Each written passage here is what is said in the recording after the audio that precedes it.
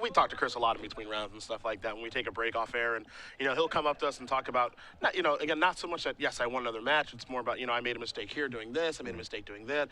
I just want to increase my play. If I win a tournament, that's fine, but I'm much more concerned with qualifying for the Players Championship, which he is definitely en route to do, and just playing really, really good Magic.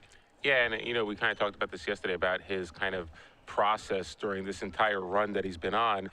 He's been very critical of himself to make sure that not only is he playing well, that if he loses, he kind of analyzes his losses, try to understand what he did there. Could he made played better?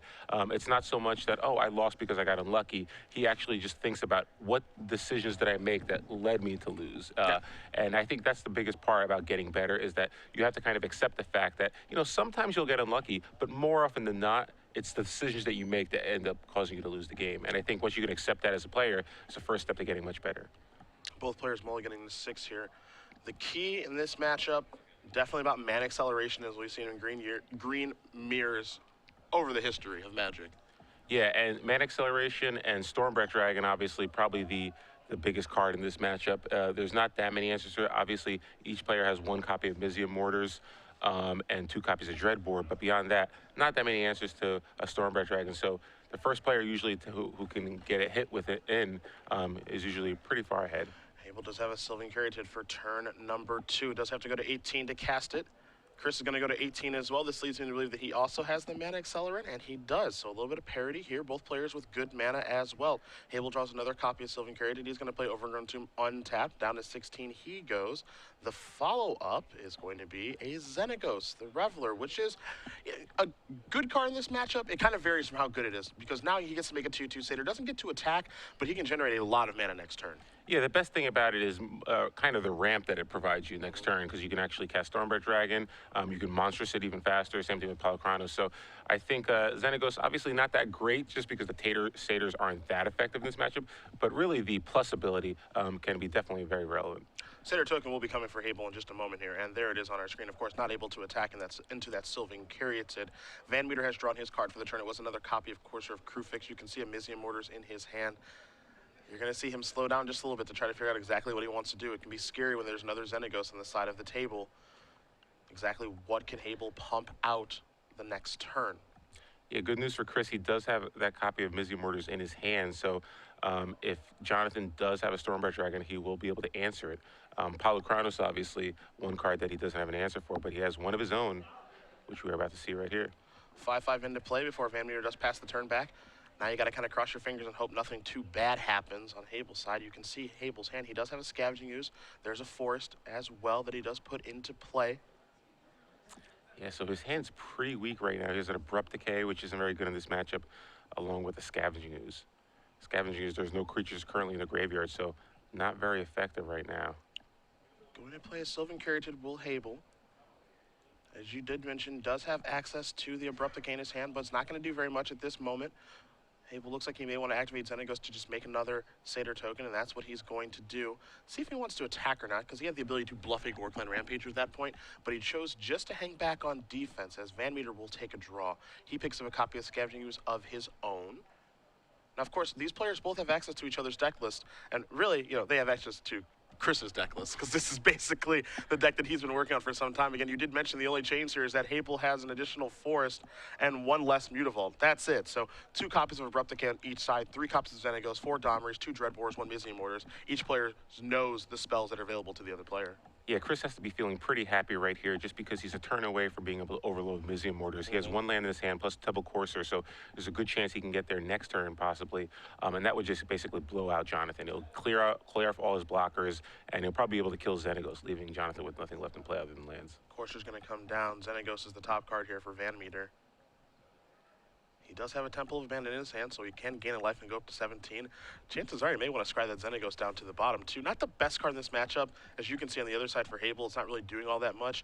VanMeter is going to scry that to the bottom. The top card is a Domri, which is fairly good. Yeah, not bad. Obviously, he'd prefer a land, but he still has chances to get a land. you have to imagine Abrupt Decay is probably going to target that Courser, but now that Habel has seen Domri on top of the deck, maybe Abrupt Decay is going to be saved for the Planeswalker. Yeah, that is fortunate for Chris because if that Courser goes away, then he knows he's not getting a land next turn. However, you're right. The fact that Domri is on top of his deck, Jonathon might be wary of using that Abrupt Decay too soon. Pellecrano's going to come into the red zone. Sylvan Carried blocking immediately. No interest in letting that thing through. Habel draws a card for the turn. You saw he did not cast Abrupt Decay on the end step to take care of the Courser. Pretty much saying I don't really care all that much about that. At this point, though, I wonder if Habel's going to just Abrupt Decay the Courser just to get some attackers through, because he can make a Satyr and then attack for 6 here. Yeah, put VanMeter down to 11, put some pressure on that way. Yeah, he might be okay with Domri if he can just put a little more pressure on. Plus, he's going to play the Ooze here, and then he can activate the Ooze twice, once with the Courser and once with the Sylvan Carrot in the graveyard. So yeah, I wouldn't be surprised to see if Jonathon just Abrupt Decays Courser now, decides to take a different course of action, simply because he drew another land for the turn. He's got to do something. He's got to be a little more proactive. Update for you guys on our backup feature match. We don't think it's going to take all that long. Jonathon Tennant did win game number 1 with Burn. We had a feeling that may happen against Justin Crandall playing Naya, but things certainly do change after Sideboard. We'll let you guys know how that goes when we do have more results, as a Satyr token does come into play from Xenagos. This is a Scavenging Ooze. And it was just a passing of the turn, a very conservative one here from Habel. Okay, so yeah, it definitely looked like he considered it, but I think he's probably just too afraid of the Domri. VanMeter. Oof. Kronos, that's on the land. That's fortunate for Jonathon there.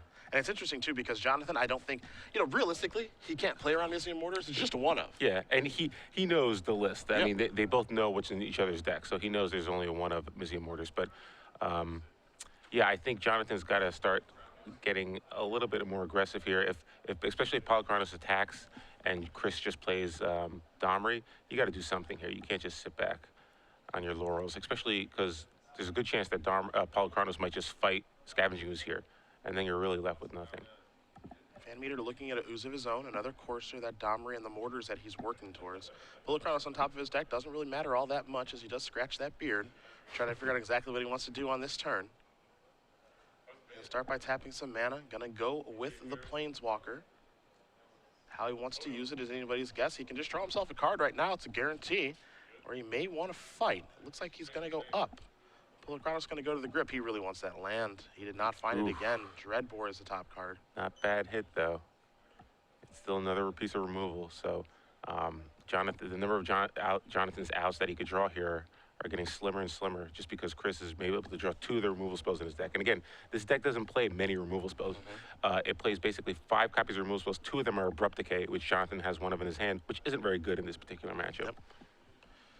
So it begs the question with the Abrupt Decay. Jonathon didn't fire it off on the Courser. Maybe he was saving it for the Domri. If you're Chris, you commit the Scavenging Ooze on the board right now. You tap the Caryatid, you tap the Temple of Mana, you put the Ooze on the table, and you say, all right, if you do have a removal spell, what do you want to use it on? Do you want to use it on the Domri? Do you want to use it on the Courser? Do you want to use it on the Scavenging Ooze? Because I think, like Jonathon, Chris can't afford to play around Mizzium Mortars right now either. Yeah, and the same thing, Chris is kind of in an awkward position now because based on the way he played this turn, he can't really attack with Pellecranos now, otherwise it'll just fall to 3 Satyrs. So I think he probably just wants to commit more to his board. This would be very interesting if he attacks. Again, neither player so far in this game has bluffed a Gore-Clan Rampager. There have been opportunities for each player to do that, and neither one has taken the opportunity to do that just yet. Well, it's difficult to bluff in Chris's situation because of Courser, because Jonathon knows what the last few cards he's drawn are. So you could still technically bluff it because there are probably 2 or 3 cards he doesn't know about, but still, it's kind of risky. Abrupt Decay does take care of Domri, so Courser's going to hang out for a little while. Looks like Jonathon may have picked up a Stormbreath Dragon for the turn. Now, Chris, as you did mention, does have the answer for that in his hand of Mizzium Mortars, but again, I think we all know that Mizzium Mortars right now is reserved for going all the way upstairs, taking care of everything. Chris does not want to trade 1-for-1 with Mizzium Mortars for Stormbreath Dragon, especially because he doesn't have additional Mizzium Mortars to draw. Yeah, and he does have that Dreadbore on top of his library, so if he has to, he could just cast it and do a 1-for-1 that way and try to still get maximum value as Mizzium Mortars later, but yeah, it doesn't look like the Stormbreath Dragon is going to do too much damage against Chris because, again, he does have that one answer for it.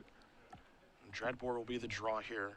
See if he can find that 6th land. You know he wants to. If he does, it's a Sylvan Caryatid. He still cannot find it. Yeah, so at this point, I have to imagine he's probably going to have to Dreadbore here. You don't want to get a monstrous hit. Jonathon has plenty of ways to plenty of mana with Xenagos. Chris can decide to dreadboard the Xenagos to keep him off mana, and then maybe Mizzium Mortars, Storm Breath, and attack. But again, I'm with you. I think Chris wants to try to get as much value as he can out of that Mizzium Mortars. Now that Mizzium Mortars right now is a 6-mana spell. That is not a 2-mana spell. But he is no way. Yeah, okay, yeah, he brought it to the front. Yeah. I thought he may be casting it. I was like, I don't know, man. He's going to play Ooze and use it right away so that Jonathon can't use Ooze because Jonathon has no mana available. So Chris turns his Ooze into a 3/3 as well before passing the turn back, hanging back on defense. Habel's going to draw a card right now. And again, if Jonathon is able to find his Mizzium Mortars, things do get pretty hairy. Though, to be fair, he's got plenty of mana to cast it. I was going to say he didn't, but Xenagos is out there, so he's got plenty of mana to cast it. He plays a Temple of Malice, going to put the top card to the bottom. Last card in his hand is an Elvish Mystic. Yeah, Chris has to really be careful that Jonathon doesn't draw a Stormbreath Dragon here, because if Stormbreath Dragon gets drawn by Jonathon, not only can he cast it, but he can uptick Xenagos and then Monstrous at the same turn, and suddenly Mizzium Mortars isn't out for him anymore. We found the land, and we found an overloaded Mizzium Mortars that Chris cannot cast fast enough. It's time to clean them all up.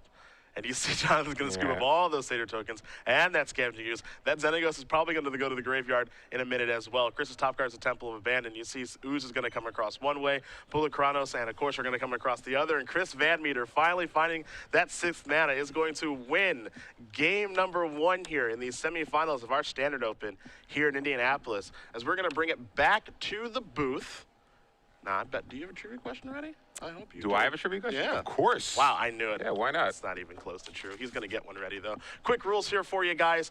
Get your Twitters ready. Hashtag SCG Premium is the hashtag you're looking for. Also, make sure you're following at SCG Live. This guy's going to ask you a question. You're going to tweet your answer to that hashtag, and make sure, again, you're following at SCG Live. Do remember that all contests here with SCG Live are in no way affiliated with Twitch. We do everything here on our own accord, and it'll be for 6 months of premium. This go-around, we'll announce the winner at the conclusion of our semifinal round, which looks like it's going to be a pretty quick one. Fire away. All right, so we just saw 2 Jund Monsters decks battling it against each other. Jonathon Habel, Chris VanMeter, they're both playing very similar deck lists. Name the 1 copy of a Planeswalker they have in their sideboards. Both of them have identical sideboards, and they each have 1 copy of a Planeswalker in their sideboards. Name that Planeswalker. And if you can, hashtag the answer, SCG Premium. Make sure you're following SCG Live. We will announce the winner of the 6-month premium giveaway at the conclusion of our semifinal round. As we're going to head back to the match, we're going to bring the sideboards up on the screen, but they're the exact same. So you can even see they're in the exact same order. So we only have to really analyze one here, and we can do it at the same time. You see the 3 Mistcutter Hydra, 3 Nylea's Disciples, a Doomblade, 2 Golgari Charms, 2 Putrefies, 1 Mizzium Mortars, 2 Rakdos' Return, and 1 Vraska the Unseen. What do you like? Because both players are probably going to sideboard the same. Yeah, so Mizzium Mortars obviously is huge. We just saw blow out Jonathon in game 1. It's one of the ways to kill, another way to kill Stormbreath Dragons, which is very important. Another card that's really good is Rakdos Return. Rakdos Return, great end of those mid-range kind of non-blue matchups. So Rakdos Return, I definitely see coming in. Doomblade, Putrefy, again, just more cards to kill those fatties. There's a lot of times where the Jund Monster deck just gets a lot of mana hands, like a lot of mana creatures, lands, and then 1 or 2 fatties. If you can just kill their fatty, then you're in pretty good shape. So those are the main cards I'd see for that matchup. Possibly Vraska. Just because it can be, again, it's another way to kill creatures. It could also kill planeswalkers. So I think I'd probably bring in 2 Rakdos Return, Mizzium Mortars, Vraska, 2 Putrefy, and a Doomblade. So pretty heavy sideboard, 7 cards basically, nearly half the sideboard devoted to this particular matchup. Yeah, cards that board out in this matchup get a little bit interesting. I'm not a big fan of Xenagos the Reveler in this matchup. The 2/2s are outclassed pretty quickly. The mana acceleration is actually pretty good, but I think it's situation dependent on just what you have, what you're working towards. Also not a big fan of Courser of Crewfix in this matchup. Yes, it's nice to guarantee that you're going to draw a lot of action over the course of the game, but the 2/4 body is, relatively irrelevant. And so as a result, it actually ends up being one of your lowest impact cards. The mana acceleration, for example, Mystic and Character, those are very, very important. Scavenging Ooze is incredibly important. Rampager, Pulachronos, and Swordbearer the Dragon are great as well. We talk about all this removal and the fact that Chris is going to bring more in. Something's got to go. Yeah. And so as a result, that's typically what it is. Yeah, I'm with you. Definitely Xenagos, Abrupt Decay are probably the 2 cards that I would say I'm least happy with after board. And then again, it's probably between Courser and Rampager. I think you can make an argument for either. Courser, simply because it can help you. One of the ways you can lose the mirror is just not missing your land drops. And the deck only plays 23, so I'd be a little wary of boarding out ways to kind of continue to make my land drops. Sure. Whereas Rampager basically just helps you attack through, and you can actually get blown out if your opponent does have a Putrefy or a Doomblade or something like that. And it's also not very good if your opponent's bringing in Rakdos returns. So I think Abrupt Decay, Xenagos are definitely the cards that I probably take out first, and then the last three are probably either the 3 Rampagers or the 3 Coursers, and it just depends on what you feel is more relevant. I'd lean maybe more towards Rampager simply because I'm not quite sure after board it's as good as a Courser could be. Courser allows you to keep making your land drops, and you don't get blown out by potential 2-for-1s if your opponent has like a Doomblade or Putrefy type effect. Both players are going to take a look at their openers here. Chris was able to break serve, winning game number 1 as both players did mulligan to 6. Again, our other matchup, James Tennant versus Justin Crandall. Tennant up a game with Burn as we thought he would be. If we have time to move that way, we certainly will. Habel has already kept his opening 7, as will VanMeter. We're underway here in game number 2 of the semifinals. Temple of Malice will begin things. Habel will scry the top card to the bottom as VanMeter will take a draw. We'll see if he has an Elvish Mystic to lead things off with, and he does. Man acceleration in this matchup is key. Yeah. It looks like VanMeter also has a lot of removal in his hand. He's got the Abrupt Decay, Mizium Mortars, and a Putrefy, and a Dreadboard. So plenty of ways to kill any creature that Jonathon might have. Mortar's going to take down that Elvish Mystic, and that may look a little bit funny to see Mortars do that, but the man acceleration is so important. We saw exactly how important Mortars was in the last game, too, and how these players have a limited number of that card in their deck. You know, in the beginning, Bills of Monsters, that was kind of a 4 of right away. They have trimmed those numbers all the way down. There's 1 in the main deck, as we saw, and there's 1 in the sideboard. So using one of those, you know, if you're Chris, you think, okay, I don't have to worry about overload, realistically, unless he happens to draw the other one. Yeah, and Jonathon is able to cast one of the important cards in this matchup, Domri Rod. And it looks like Chris did keep in the Abrupt Decays, possibly just because he knows how good Domri is in this matchup. And he does have an answer for it right now if he chooses to. He also has a Domri of his own, so he's going to be forced with an interesting decision here. He did manage to draw 3rd land, so he can actually cast Domri here, or he can decide to Abrupt Decay the Domri on Jonathan's side of the board. Looks like he's going to take the Abrupt Decay route. Get that Domri off of the table, pass the turn back. His hand right now is very reactive. He can just kind of kill everything. Yeah, but Jonathon probably is okay with that. I mean, he did get a little value out of it. He did net a Pal-Chronos the turn before, so trying to generate a little card advantage, although he misses his 4th land, so he can't get a Pal-Chronos out there. Chris draws a copy of Rakdos' Return. This is where things get a little bit interesting, in my opinion. So Jonathon misses his 4th land, right? You have removal spells in your hand, a bevy of them. Do you waste? And waste is probably a bad term to use, but do you take care of the Elvish Mystic with a removal spell? Removal spells are so important. You see a Mortars, you see a Dreadboard, you see a Putrefy. Do you waste it and maybe hope your opponent doesn't draw any lands? Or do you save those removal spells for the real threats? Yeah, I think you have to save them for the real threats. And particularly since he had another play with Domri, I think you just have to save it for the real threats. It was going to draw a card. It's a copy of Sylvan Caryatid, so it would not have been a land. So Jonathon here can actually play a Xenagos the Reveler, it looks like, and he can put a Satyr into play and attack the Domri right away if he wants to. He's tapping 4.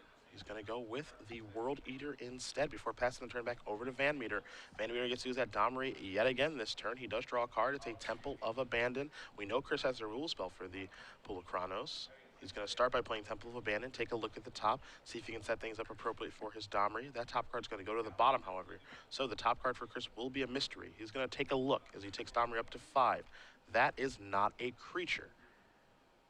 Now he has to decide, because presumably he's going to be using a rule spell here. The question is which one? Do I use a Dreadboard or do I use my Putrefy? It can be super mana efficient now, but does that matter down the road? Yeah, it is tempting to kind of use the Dreadboard so you have an instant speed kill later in the game. However, Dreadboard is so good at killing Planeswalkers that I'm not sure he wants to risk it.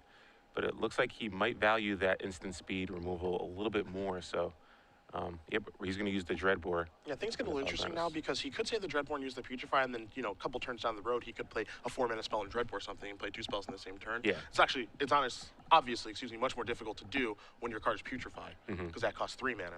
Either way, just to pull a Chronos here for Habel, he was not able to draw a land. VanMeter picks up another copy of Domri. You see VanMeter's hand, he's got a Rampager, he's got a copy of Rakdos' return. Domri's going to take up to 6. He'll take a look. It's a Sylvan Caryatid. This is kind of what I mean as well. If he used Putrefy the last turn, he could play Caryatid plus Dreadbore this turn. Yep, definitely. So definitely might get a little punished here for not being more efficient with his mana the turn before. But either way, he still has a way to deal with Polychronos this turn, which I believe he probably has to do. I don't think he wants to lose his Domri. And yeah, so it looks like he's just going to pass the turn. This is a good opportunity for Chris because if Jonathon does try to monstrous the Polychronos and kill Domri on its own, then he can respond with a Putrefy. Well, there's a Xenagos. That's going to come into play. Yeah, and I actually felt like he should have cast this first. That's what I kind of thought too. Just because it's much harder for Chris to deal with, and it guarantees you attackers right away.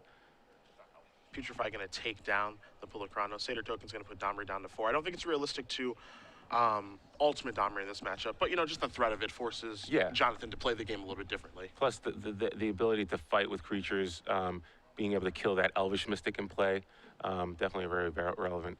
I actually wouldn't be surprised if Chris just plays the Gore-Clan Rampager and fights the Elvish Mystic right here. Kind of like that play.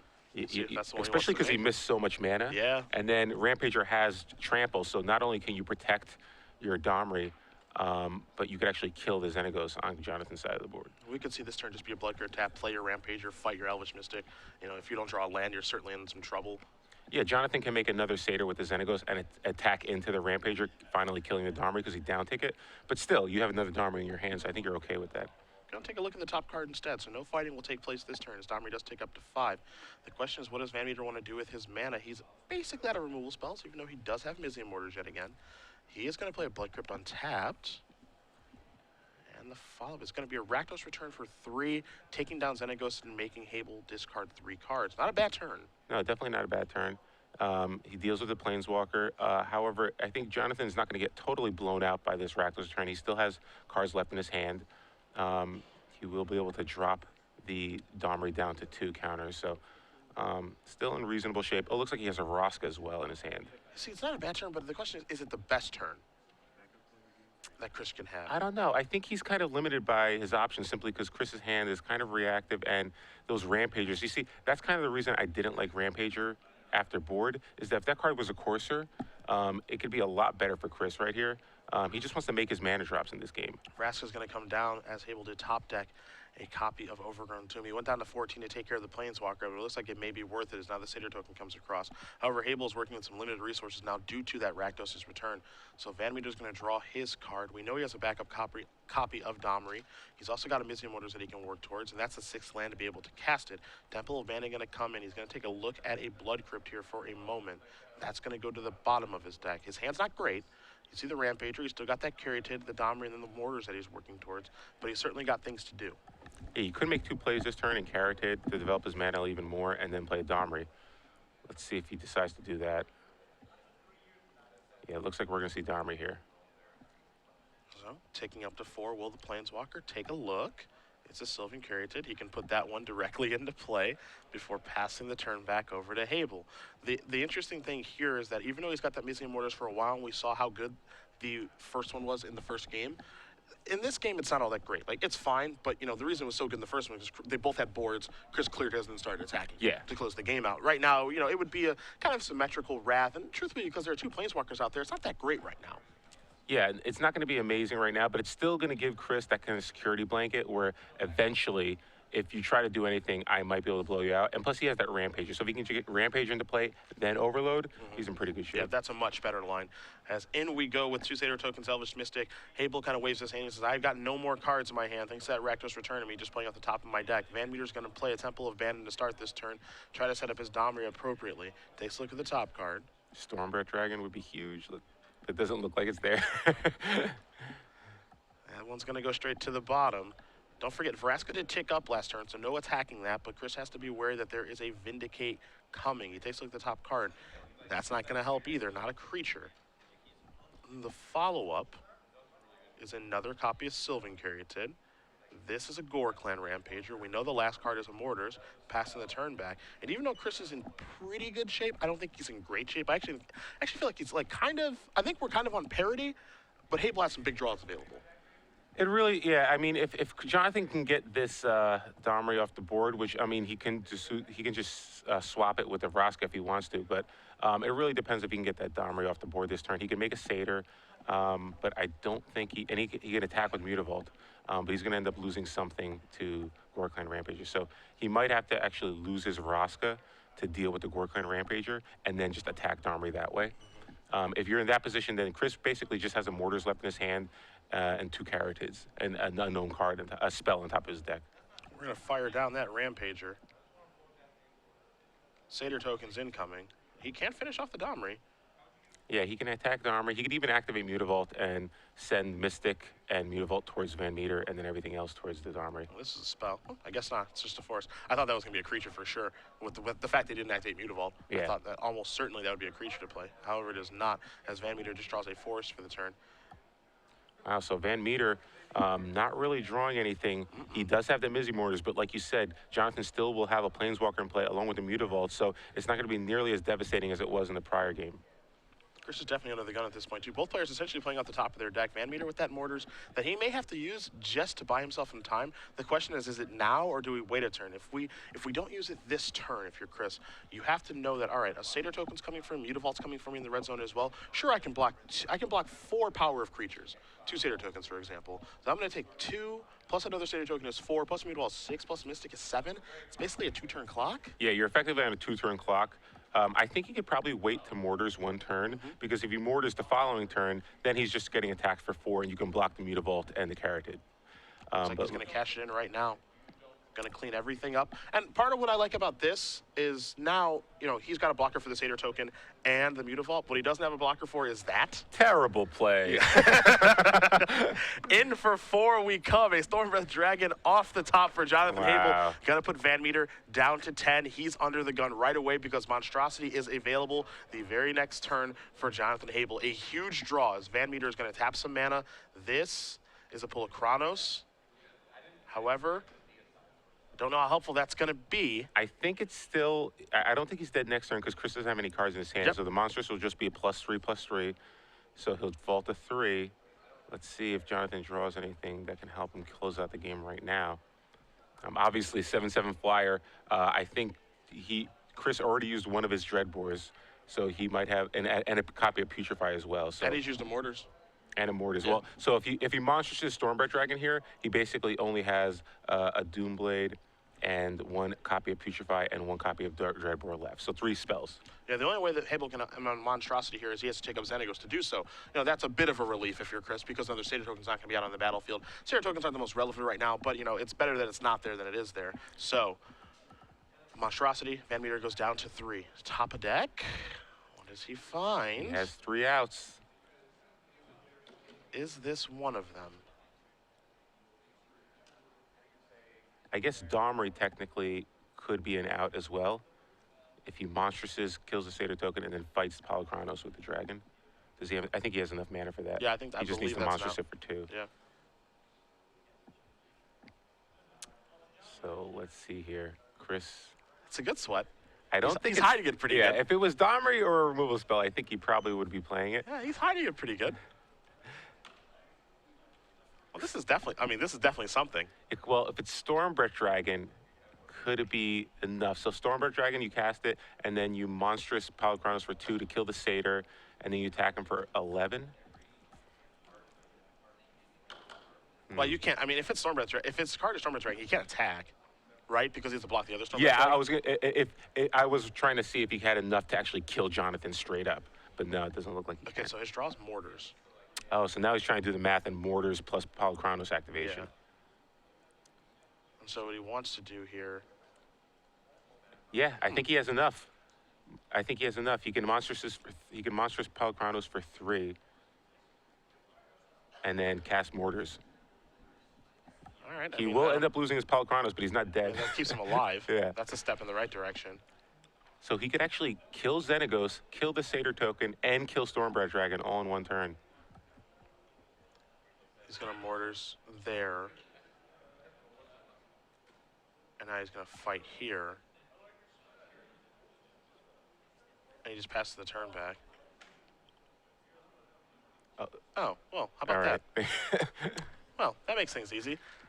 Ace top deck Stormbreath Dragon going to get the job done. Jonathon Habel is going to win game number 2, and we are headed to a third and final one here in the Jun Monsters mirror. Well, if you top deck, why can't I top deck? That's basically what it comes down to.